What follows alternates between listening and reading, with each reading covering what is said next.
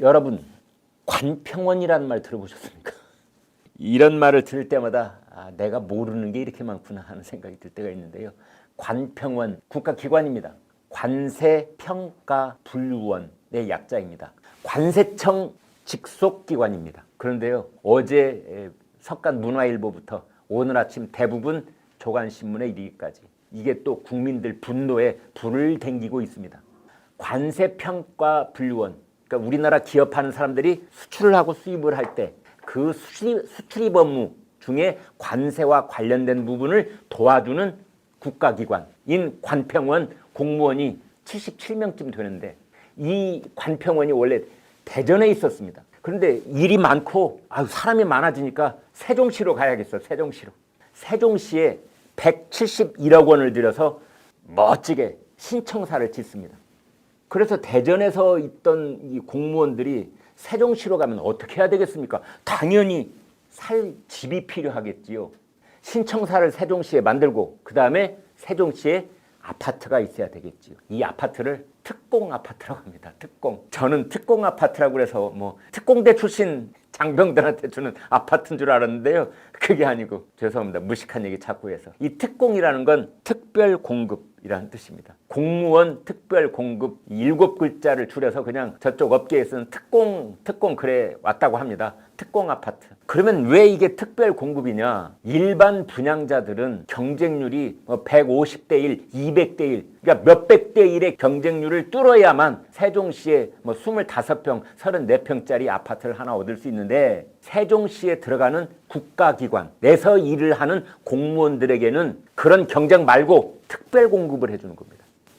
경쟁률 5대 1, 7대 1, 한 자릿수 경쟁률로 신청을 하면은 둘 중에 하나는 되는 그런 정도의 쉽게 아파트를 얻을 수 있는 겁니다.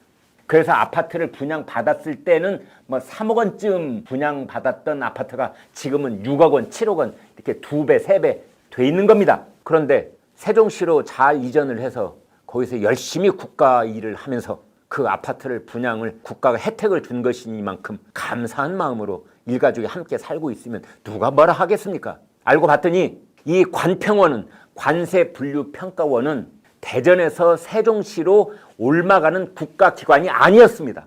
그런데 중앙부처에 로비를 하고 또 여의도에 로비를 하고 그래서 가도 되는 것처럼 일을 꾸민 다음에 실제로는 가지 않았습니다. 그래서 세종시에 지어져 있는 관세평가분류원의 신청사는 지난 1년 동안 유령 건물, 대신에 이 관평원 직원 49명은 특별공급 아파트를 분양을 받았습니다.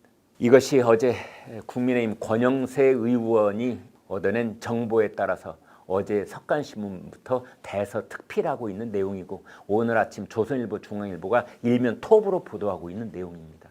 LH 토지주택공사 생선가게를 고향에 온통 맡겨놓은 듯이 우리나라 국민들에게 토지와 주택을 정말 국가가 주도하는 그러한 아파트를 잘 공급할 수 있는 그런 일을 맡아보라고 맡겼던 공무원들이, LH공사 공무원들이 지들이 알짜배기 토지와 주택을 차지한 사건이 바로 LH공사 직원들의 토지 투기 의혹 사건 아니겠습니까? 그 일이 채 우리 누리에서 빠져나가기도 전에 이번에는 관평원, 거기서 세종시에 아파트 49채를 특별 공급을 받아서 2배, 3배의 시세 차익을 얻었다. 이것이 어제 터져 나온 뉴스입니다.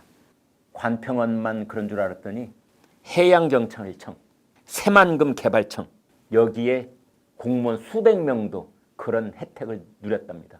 해양경찰청을 한번 예로 들어볼까요? 해양경찰청은 지금 인천에 있습니다. 인천. 근데 저희들도 세종시로 가겠어요. 세종시로 가게 해주세요. 그래서 세종시에서 아파트는 수백 채를 얻어낸 다음에 이 사람들이 한마디로 오늘 아침에 어떤 분이, 제 지인이 그러더군요. 이 사람들이 말이야, 물 들어올 때 노젓자 그런 생각이 가득하 있는 것 같아. 문재인 정부가 끝나기 전에 한탕 해먹자. 그런데 이런 말씀을 드리면서도 한편으로는 공허합니다. 그 전국을 들썩들썩이게 만들고 모든 국민들을, 특히 20대, 30대들을 분노에 칠떨게 만들었던 LH 현직 공무원들의 투기 의혹 사건, 그 뒤로 어떻게 됐죠? 몇 명이나 구속됐나요? 거기 정치인들도 연루가 돼 있었죠. 양양자 저기 나오네요. 양이원영 무혐의 결론. 태산명동의 서일별도 아니고 대통령까지 나서서 그렇게 철저하게 발본색원하는 그런 수사를 할 것처럼 특수본을 만들고 뭘 만들고 난리를 치더니 결과는 선거가 끝나고 나자 아무것도 없는 겁니다. 지금 화면에 보이는 28층이라 안 들림 개꿀 LH 직원 해임 이렇게 되어 있는데요. 저게요 이렇게 되어 있습니다. 오른쪽에 보면은 저희 본부엔 동자동 재개발 반대 시위함. 근데 28층이라 하나도 안 들림 개꿀. 개꿀이라는 말은 젊은 사람들이 많이 쓰는 속어인데요. 상대편을 아주 혐오스럽게 비아냥거리면서 그런데 깨소금 맛이다 이럴 때 개꿀 이렇게 말합니다. 왼쪽 사진에서 보듯이 동자동 서울역 앞에 있는 동자동 주민들이 재개발에 반대하면서 시위를 벌이고 있는데 그 시위의 목소리가 자기는 28층에 근무하기 때문에 하나도 안 들린다. 이렇게 SNS에 올린 겁니다. 그래서 이제 LH공사가 저 직원을 해임을 했다. 이런 뉴스까지 나와 있는데요. 댓글 말씀드리겠습니다. 세금 흡혈귀 귀멸의 칼날 받아라. 도둑들은 원래 머리가 잘 돌아가. 네. 순사 10명이 도둑 하나 못 잡는다고 하는 말도 있지 않습니까? 도둑들은 원래 머리가 잘 돌아가. 두 번째, 어찌 나라가 도둑 천지냐? 나라가 어찌 도둑 천지냐? 어쩌다가 이 지경이 됐냐? 세 번째, 견자식들. 저기서 견은 개견자가 되겠습니다. 견자식들. 개판 1분 전이구만. 아니 1분 전이 아니라 이미 개판이네. 네 번째, 이런 일이 폭로가 되면은 그 폭로될 당시에는 그렇게 시끌벅적하다가 1, 2주 지나고 나면은 그냥 조용히 그 뒤에 어떻게 됐는지 알 수 없게 되던데 뭐 좀 맺고 끊는 게 있어야 되지 않겠는가? 재산 몰수 해야 되지 않겠어? 그 사람들한테 특별 공급했던 아파트 다 몰수해야지. 몰수뿐만이야 추징금도 내게 해야지. 벌금까지.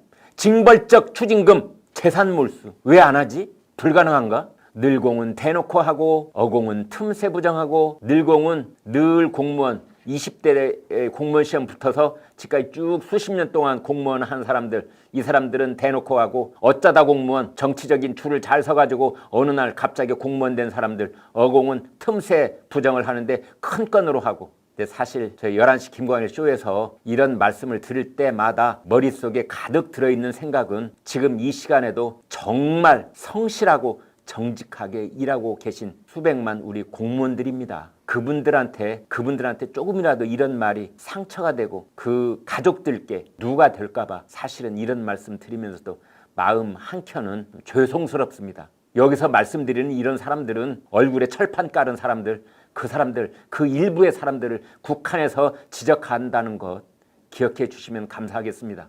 대부분 공무원들께는 정말 죄송스럽습니다. 그런데 저희 이 시청자분들 정말 이 촌철살인 지적 정말 탄복을 하게 됩니다. 늘공은 대놓고 하고 어공은 틈새로 부정을 하는데 그 틈새로 큰 건을 노릴 때가 많아. 이어서 5.18 정신을 정치인들이 이용하고 헌식장처럼 버리기도 하는 그 정치인들의 5.18 정신 이용 첫 번째 댓글 주셨습니다. 민주화 운동은 자랑스러울진데 왜 명단을 숨기지? 이거 몇 년 전에 크게 논란이 됐었지요. 정치권에서도 언론에서도 이 명단 공개해라. 그렇게 자랑스럽다면 도대체 누가 민주화 유공자로 지금 우대를 받고 있는지 대우를 받고 있는지 좀 알자. 왜 자기들끼리만 알아? 이렇게 자랑스럽다면서 5.18 특별법까지 만들어서 뭐 왜곡하거나 뭐 하면은 징역 5년형 5천만 원 벌금 이렇게까지 한다는데 이제 뭐 두려울 게 뭐가 있나? 명단 이제 공개할 때도 되지 않았는감? 두 번째, 5.18의 마음이 코로나 극복이 힘이 됐다는 문재인 대통령 말씀에 대해서 뭐든지 코로나에 갖다 붙이는구나.